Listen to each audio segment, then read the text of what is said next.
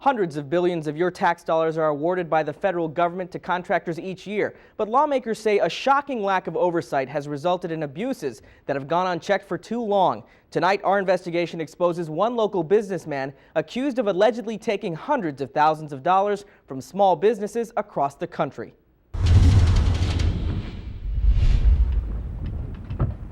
Gary Drawbaugh? Hi, I'm Usher Qureshi with Channel 5 News, sir. Gary Drawbaugh has managed to stay under the radar of the federal government for years. Never met him. Said he was a bonded government contractor. We never did meet him in person. But these small business owners do know his companies. Sterling Supply and Manufacturing, Vehicles of Kansas Incorporated, and Vehicles Incorporated were all run by Gary Drawbaugh out of this Emporia, Kansas garage apartment. Since 1996, the three companies combined have done over $3.3 million in contract-based business with the federal government.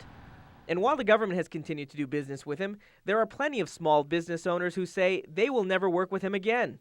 There are a lot of subcontractors you owe some money to. Can you tell me where that money's gone?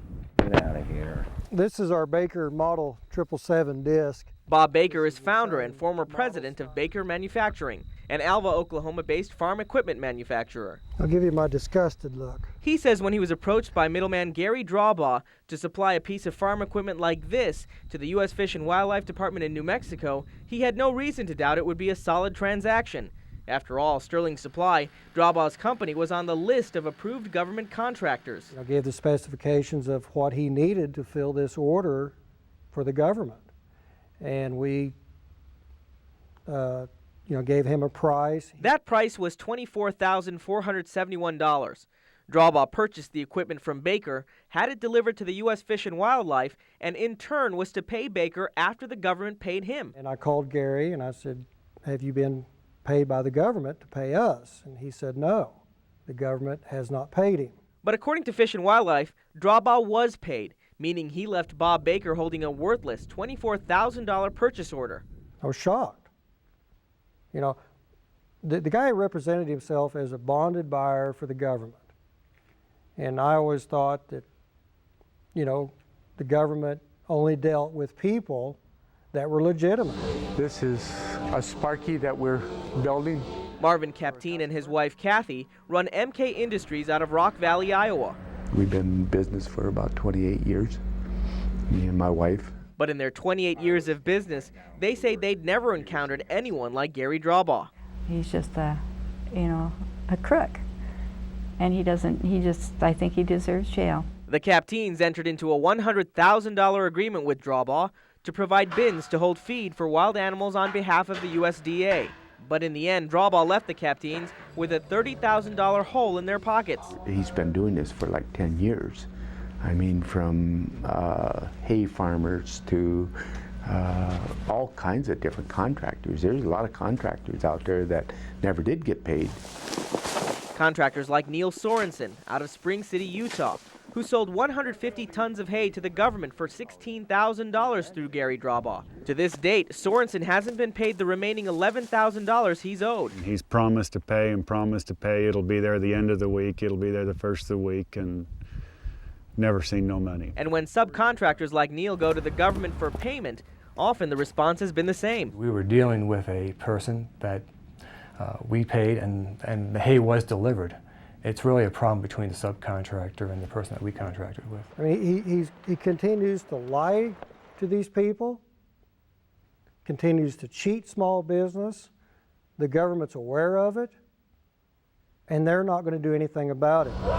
And for small business owners like the Kapteins, one experience like this can be the difference between turning a profit and not being able to survive at all. Take the condition of the economy right now and then lose $30,000 for a small company. It really puts a bad hand on your cash flow, because banks still need to get paid.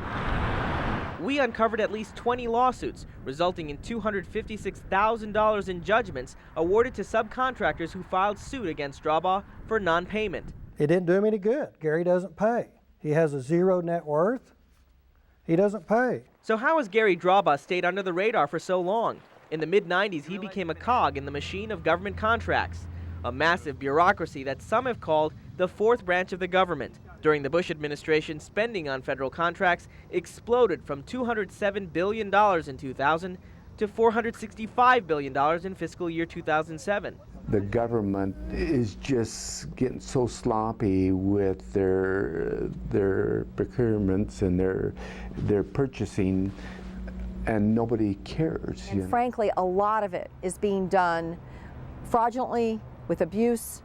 There is waste. In September, Senator Claire McCaskill sponsored legislation calling for increased accountability in contracting and acquisitions by requiring the creation of a centralized database on bad contractors. If somebody is cheating their subcontractors, they're not the kind of people the government should be doing business with. It took more than a decade, but late last month, the Defense Logistics Agency finally sent this letter to Gary Drawbaugh, informing him that he was to be debarred from entering into any more contract work with the federal government.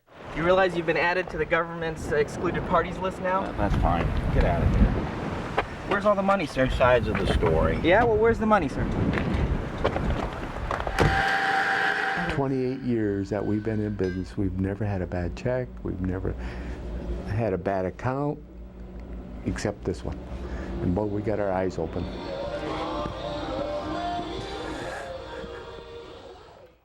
Gary Drawbaugh, now on the federal government's excluded parties list, has 30 days to respond. Officials then will determine how long he will be kept from doing business with the government. As for the subcontractors who are yet to be paid, it appears there is no remedy. Their only consolation may be that Drawbaugh finally landed on the government's radar. Usher Qureshi, KCTV 5 News.